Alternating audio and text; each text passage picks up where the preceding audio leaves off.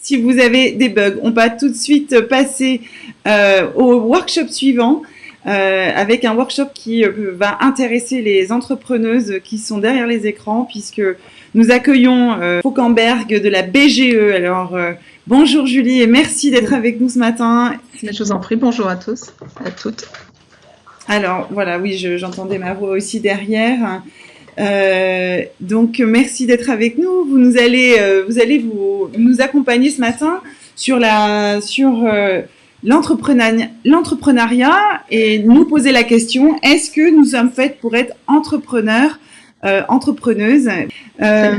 Merci beaucoup Julie. N'hésitez pas à poser vos commentaires dans le chat et que je retransmettrai vos questions, que je transmettrai à l'issue de la présentation de Julie. Voilà. Merci.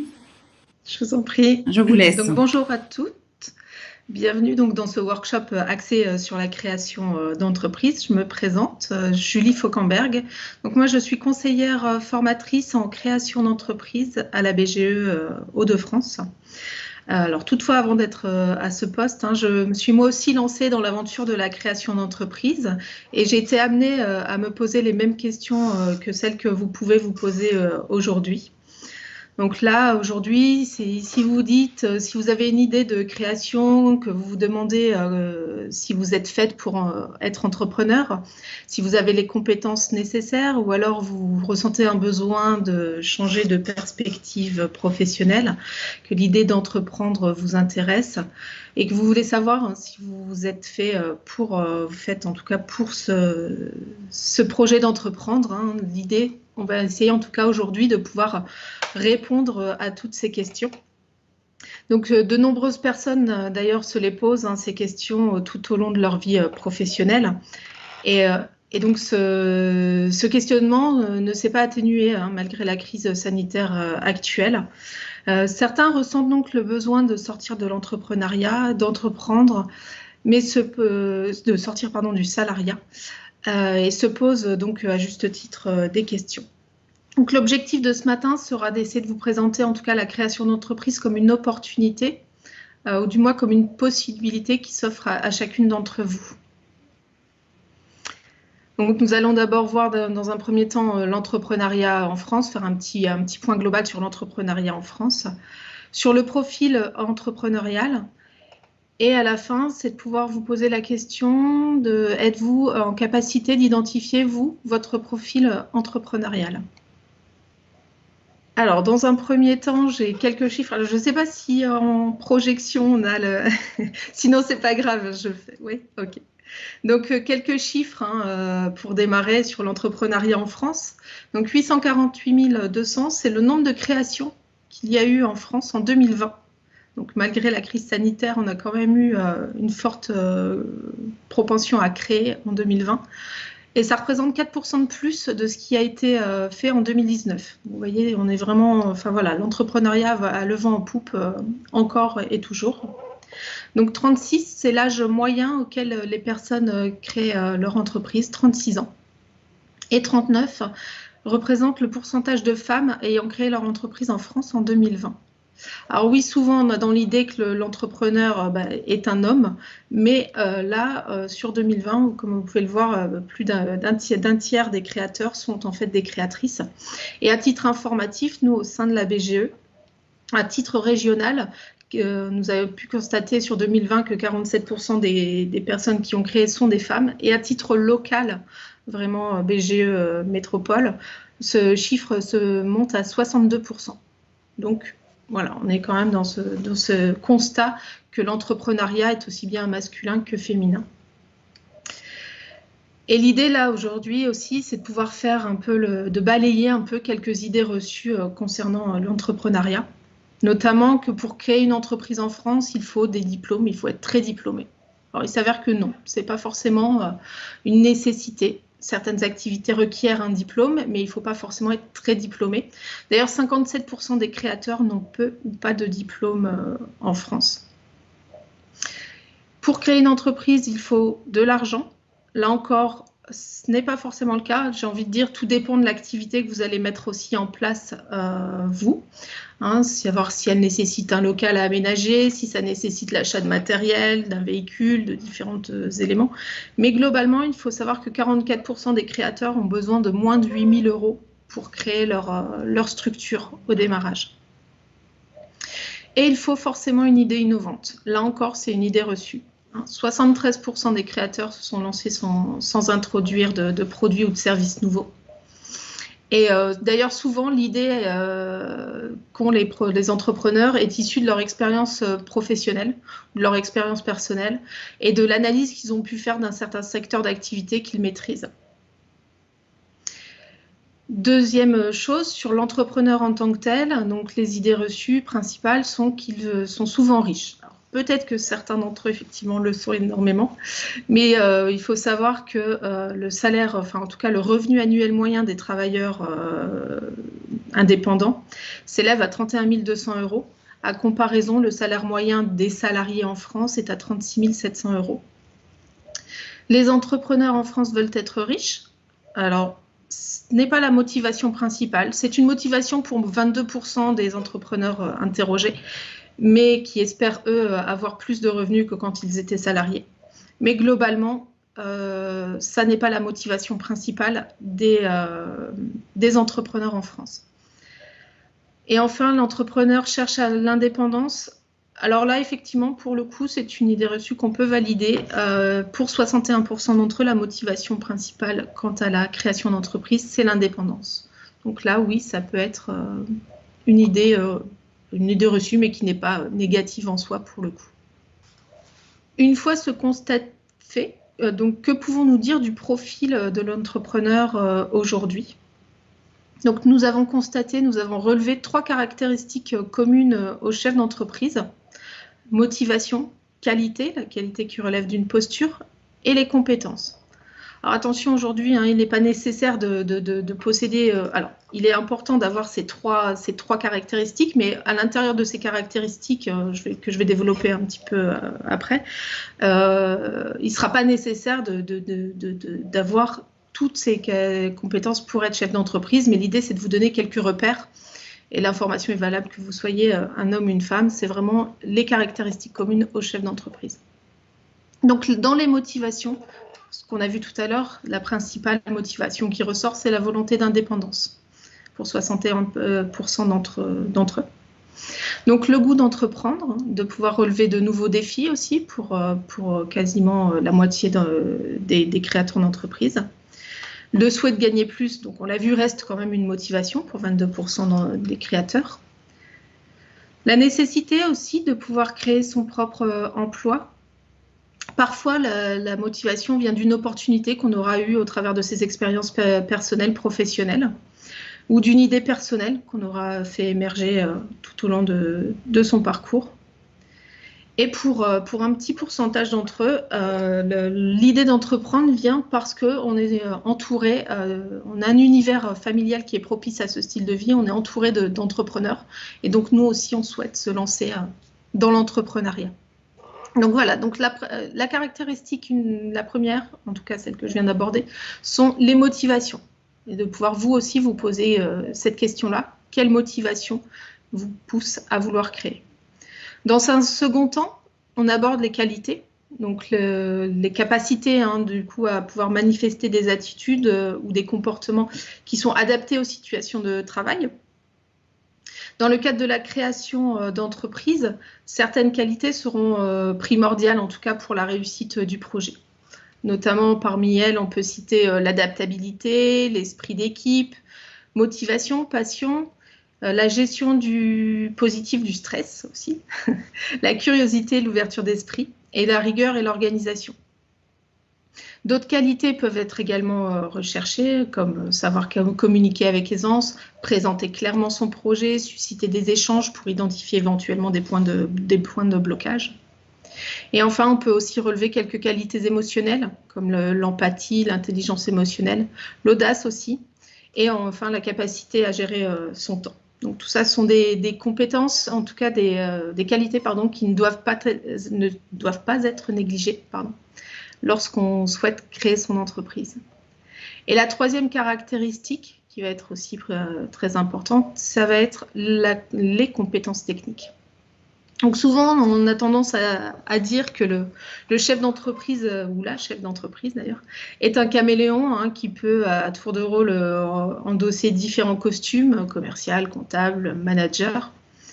Et donc notamment, on a quelques tâches inhérentes au métier de chef d'entreprise qui relèvent des compétences techniques, hein, comme la technicité du travail. Hein, le cœur de métier va être la première des compétences qu'il va vous falloir en tant que chef d'entreprise. Dans un second temps, pour avoir la compétence de commerciale, donc la capacité à commercialiser votre produit avec l'importance du pitch, hein, de la présentation, l'importance de la prospection aussi, de cette capacité à pouvoir aller vendre votre produit, vous vendre. La compétence administrative et comptable, ça peut passer notamment par l'établissement de tableaux de bord, avec le suivi de chiffre d'affaires, de marge, la progression d'une année sur l'autre, calculer son seuil de rentabilité, enfin voilà, toutes ces notions-là qui vont être aussi importantes. Et puis bon, la partie facturation, devis et autres que vous allez devoir faire pour vos clients. Et enfin, la quatrième compétence relevée va être liée au management et à la gestion des ressources humaines notamment. Alors, on peut faire peut-être un petit point un peu plus précis sur l'entrepreneuriat au féminin. Hein. Il peut ressortir parfois de certaines études et de nos expériences que les femmes sont plus souvent un peu plus sociales, altruistes aussi, il y a le côté humain qui ressort, éthique et audacieuse hein, dans le rôle de chef d'entreprise. Souvent, pour certaines d'entre vous, la création va se faire par nécessité. Et elle va aussi être une activité qui relève plutôt de la passion. Ce qui va pousser une grande partie d'entre vous à entreprendre plutôt dans un secteur qui sort complètement de celui dans lequel vous avez évolué professionnellement jusqu'à aujourd'hui. Donc là, l'entrepreneuse ou l'entrepreneur, accorde également de l'importance donc à la flexibilité, hein, horaire et lieu de travail, à l'équilibre vie familiale, vie professionnelle, qui peut être aussi une source de motivation pour la création d'entreprise. Le soutien affectif de l'entourage aussi va être quelque chose de très important. Les aides à la création. Et l'importance va être aussi mise sur la préparation à la création. D'ailleurs, à ce titre, à la BGE, on a pu constater que les femmes prennent vraiment plus de temps dans la préparation de leurs projets. Ça peut passer par les formations, l'accompagnement à la création, le test d'activité aussi. À la BGE, on a un service qui s'appelle l'Incubatest qui permet de tester son activité. Et à l'intérieur, il y a plus de 70% des créateurs sont des créatrices en réalité. Donc voilà, donc le triptyque, motivation, qualité, compétences techniques, sont vraiment les caractéristiques communes aux chefs d'entreprise et qui vous est important de pouvoir identifier pour la suite de votre projet de création d'entreprise. Donc aujourd'hui, entreprendre, c'est quoi hein? Donc c'est mettre en œuvre un projet donc, qui soit à votre mesure, cohérent avec vos valeurs, votre personnalité et surtout vos ambitions, vos motivations. Donc pour mieux entreprendre, comme je vous le disais précédemment, il faut pouvoir être en capacité de pouvoir identifier votre profil entrepreneurial en prenant, encore une fois, en compte le triptyque compétences, motivation et qualité. Donc il faut pouvoir faire votre représentation à 3 niveaux. Donc de pouvoir se dire, est-ce que je connais bien mes appuis? Quels sont-ils mes appuis, mes compétences? Mes savoirs, mes savoir-faire, mes savoir-être, de pouvoir bien les identifier. De pouvoir identifier aussi ce qui vous anime, ce qui vous motive aujourd'hui. Par exemple, pourquoi vous avez souhaité participer à ce workshop? Quelles sont les motivations qui vous poussent à créer? Est-ce que c'est un changement de métier, l'envie de gagner plus, vivre de votre activité, avoir une activité en concordance avec vos valeurs? Et ensuite, de pouvoir vous dire comment je vais atteindre ces motivations, ces objectifs. Qu'est-ce que je veux atteindre déjà comme objectif et comment je vais les atteindre. Donc, il y a une forte nécessité, si vous voulez, de pouvoir vous projeter avant tout changement professionnel, de pouvoir prendre le temps de la réflexion qui est primordial à la réussite du projet. Donc, qu'est-ce que je veux faire? Qu'est-ce que je ne veux pas faire? Qu'est-ce que j'aime faire? Qu'est-ce que je n'aime pas faire? Et qu'est-ce que je suis en capacité de faire ou non? Vraiment, les 3 questions à pouvoir vous poser aujourd'hui avant tout changement, ou si vous êtes en phase de réflexion, c'est valable aussi. Voilà. Et en fait, suite à ça, vous pouvez faire le point aussi sur vos compétences et votre savoir-faire, votre envie de vous dépasser. Donc, les questions, c'est de se dire, voilà, au long de ma carrière professionnelle, de ma carrière personnelle, j'ai acquis des compétences, des savoirs. Quels sont-ils? Qu'est-ce que je sais faire? Dans votre projet, c'est de pouvoir vous dire, voilà, dans mon projet, quelles sont les compétences attendues dans le projet, les qualités et autres, et de pouvoir les mettre en parallèle des compétences que vous avez déjà, et donc de faire ressortir également celles que vous n'avez pas encore, celles qu'il va vous falloir acquérir, renforcer éventuellement. Donc il faut pouvoir être en mesure de pouvoir répondre à toutes ces questions, de savoir aussi si vous avez besoin d'un appui extérieur, et de pouvoir vous poser au final la bonne question, est-ce qu'il existe une contradiction entre mes ressources et mes besoins? En fait, l'objectif, un des objectifs principaux, ça va être de pouvoir déterminer si vous êtes en capacité de poursuivre ou non le projet que vous souhaitez mettre en place.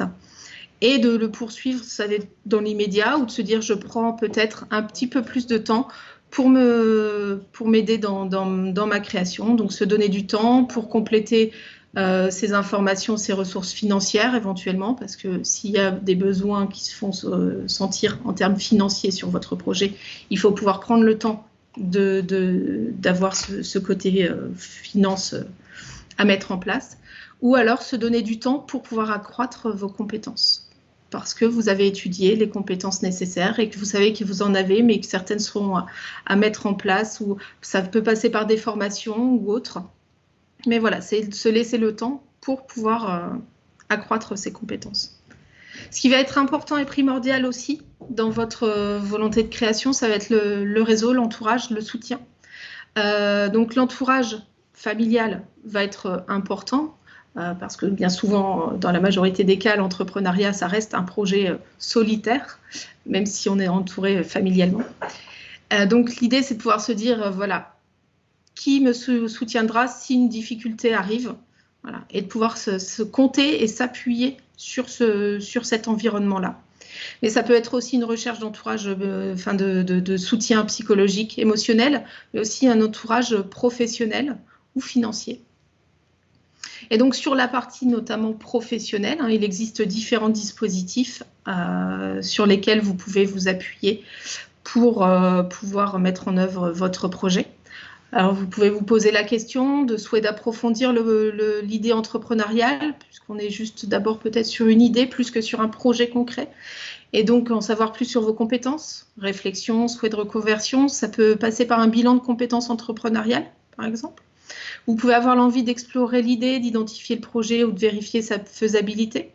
Et là, il existe des différents dispositifs, comme ce que peut proposer Pôle emploi, notamment au travers du dispositif Active Créa. Ou alors là, vous êtes vraiment en phase de projet, vous souhaitez vraiment vous lancer, vous sentez prête, mais vous avez besoin de pouvoir être accompagné. Et donc là, il existe différents réseaux, notamment la BGE pour le coup. L'idée, c'est de pouvoir travailler ensemble dans votre démarche de création. Donc démarche de création s'entend par l'étude de marché. Donc on va étudier sa concurrence, la demande, les fournisseurs avec lesquels on va travailler, étudier également la réglementation, tendance, évolution du marché. De pouvoir définir la stratégie commerciale que vous voulez mettre en place sur votre entreprise, distribution, communication, positionnement, politique de prix. Et enfin, toute la partie du montage bilan financier, avec vos besoins au démarrage, le prévisionnel et savoir quel financement aller chercher pour votre projet. Donc, comme on a pu le voir, suite aux différents points abordés, on a pu constater que la création d'entreprise est une opportunité qui est vraiment accessible au plus grand nombre et que au travers du triptyque motivation, qualité, compétence et grâce aussi à une bonne préparation, vous pourrez vous aussi vous lancer dans le défi de l'entrepreneuriat. Merci du coup pour votre écoute. Pardon, excusez-moi, je regardais les messages que nous avons reçus. Oui. Et nous en avons notamment une question de Émilie. Alors attendez, parce que de nouveau, Je vais y arriver. Je ne vois pas toujours ce qui se passe à l'écran, donc je suis parfois un petit peu perturbée. Je suis désolée si c'est comme ça que ça se traduit. Donc effectivement, il y a Émilie qui se demande si vous voyez beaucoup de projets de création d'entreprise à 50%. Alors, je ne comprends pas très bien la question en fait. Voyez-vous beaucoup de projets de création d'entreprise à 50%? 50% création d'entreprise, 50% employés. Oui, ça arrive effectivement. Alors, ça passe notamment par des personnes qui créent leur entreprise sous le statut micro-entrepreneur. Et donc, avec la volonté de garder un emploi salarié et d'avoir une activité complémentaire qui passe par la micro-entreprise, souvent. Oui, ça arrive, bien sûr. D'accord. Alors, pareil, comment, Émilie qui pose une autre question, qui se demande comment marche Incubatest. Alors l'idée, je vais dans les grandes lignes, ça permet de tester l'activité. On a, au travers de la BGE, on vous met à disposition le SIRET. Vous créez sans réellement créer, sans faire toute la démarche administrative de création, mais vous êtes une entreprise à part entière et vous pouvez démarcher, facturer vos clients et faire votre activité. Alors bon, au sein de la BGE, ça passe aussi par différentes étapes. On a un jury de sélection pour intégrer l'Incubatest. Voilà, mais ça permet de tester son activité sur 1 an maximum à peu près et de pouvoir voir un petit peu et puis d'être accompagné aussi par le réseau BGE, bien évidemment. Et alors, est-ce que, du coup, des questions plutôt d'ordre, d'intérêt et de curiosité personnelle, ouais. Vous avez pu aujourd'hui avoir, vous avez constaté, suite à les périodes qu'on a traversées, une augmentation de demandes, de personnes qui se lancent à son compte, ouais. Et comment ça se passe en fait? Quels sont un petit peu vos retours, vous, depuis cette année un peu particulière? Alors, en tout cas, on n'a pas eu de baisse. De manière globale, le chiffre que j'ai indiqué au démarrage, c'est vraiment les sources INSEE. Donc, il y a eu beaucoup plus de créations en 2020 qu'en 2019. Donc, l'intérêt ne s'est pas, de manière globale et nationale, il y a toujours eu de l'intérêt. En termes BGE, si je puis dire, on n'a pas vu de baisse de fréquentation. Donc, on a des ateliers d'entrée pour la démarche de création. Et ces ateliers ne baissent pas en fréquentation. Et quand on échange avec les porteurs de projets, globalement, oui, la situation sanitaire est là. Bon, j'ai envie de dire, j'espère, en tout cas, on croise les doigts, qu'on arrive un peu à s'en sortir. Donc, les gens reprennent aussi un peu plus confiance.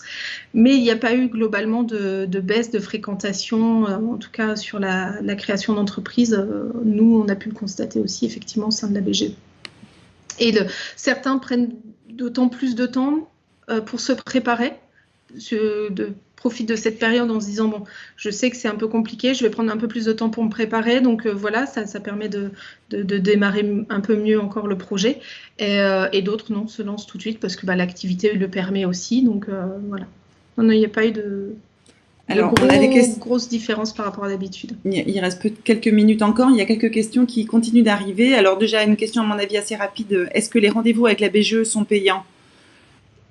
Alors, il y a une partie... alors, nous, on est organisme de formation en partie. Donc là, sur les formations, on part sur le CPF ou autre. Mais sur la partie accompagnement, atelier...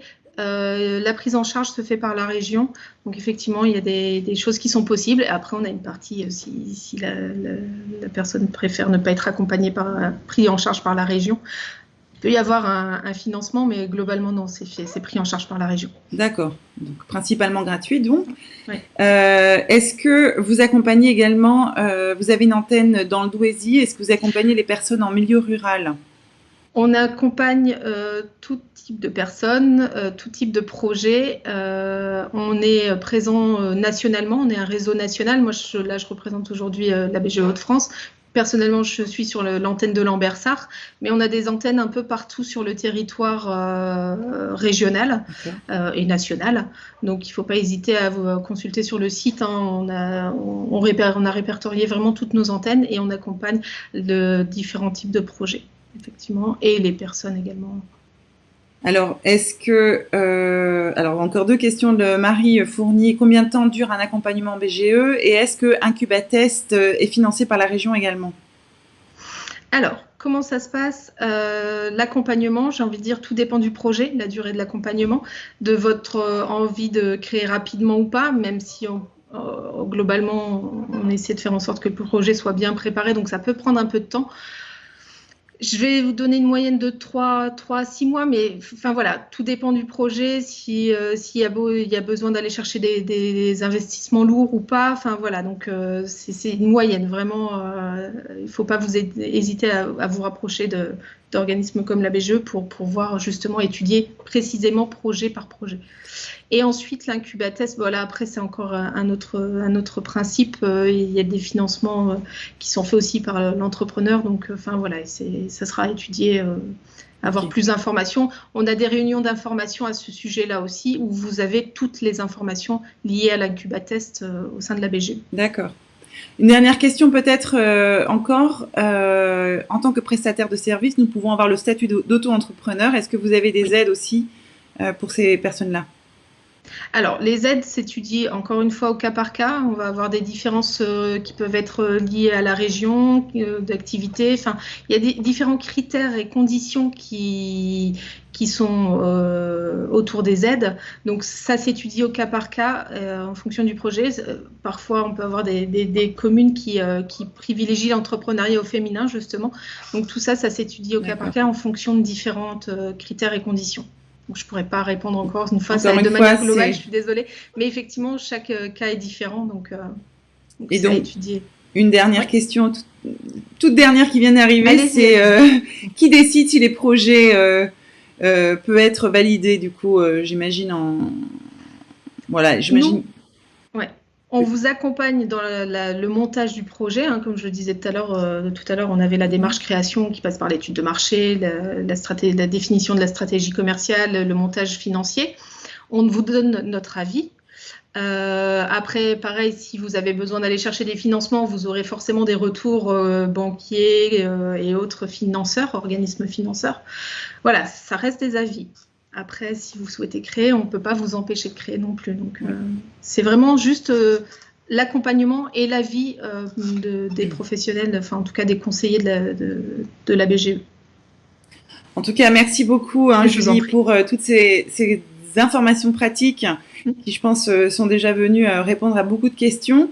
Si vous en avez d'autres, parce qu'effectivement, on nous demande également où on peut se renseigner, vous avez sur la page création d'entreprise toutes les informations concernant la BGE. Vous avez également la possibilité de vous faire rappeler. Donc, vous avez un bouton, n'hésitez pas à cliquer dessus pour que vous ayez un contact du coup personnalisé. Voilà. Et puis, sur le pôle accompagnement d'entreprise, vous allez avoir aussi d'autres prestataires, d'autres partenaires qui sont là pour répondre à l'ensemble de vos questions. Mais n'hésitez pas, et vraiment, merci beaucoup, Julie, de nous avoir accordé ce temps ce matin sur ce sujet qui, je pense, concerne beaucoup de monde. Oui. C'est une belle façon, en tout cas, de se reconvertir en devenant entrepreneuse. C'est une aventure passionnante, pas toujours un long fleuve tranquille. Exactement. Mais voilà, vous êtes notamment, la BGE est là pour vous accompagner et vous êtes partenaire de notre salon depuis la première édition. Donc, merci beaucoup pour votre confiance aussi sur ce format un peu particulier, 100% digital cette année. Et on espère vous retrouver bientôt l'année prochaine en présentiel, voilà, comme on avait pu le faire l'année dernière. Merci. Bon salon à vous et je vous retrouve très très rapidement avec l'APEC qui vient parler aussi de reconversion professionnelle. Donc n'hésitez pas à rester connectés derrière vos écrans le temps d'aller appeler notre correspondant et je vous retrouve tout de suite. Un grand merci encore Julie. Bonne journée à vous. Merci.